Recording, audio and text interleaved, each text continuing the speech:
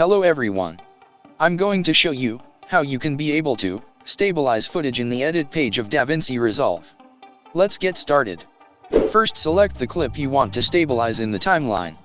Then in the Inspector panel, top right corner, scroll down to find the Stabilization section. Now click on it to expand the options.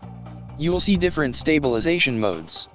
The default is Perspective for strong stabilization, but you can switch to Similarity for basic stabilization, or Translation for subtle shake reduction. Choose one based on how much stabilization you need.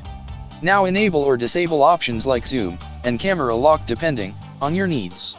And also, you can adjust the cropping ratio, smooth and strength. Once your settings are adjusted, click the Stabilize button.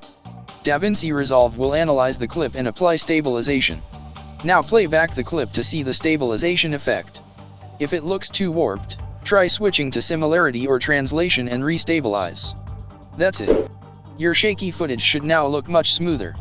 If you found this video useful, please like and subscribe. Happy editing!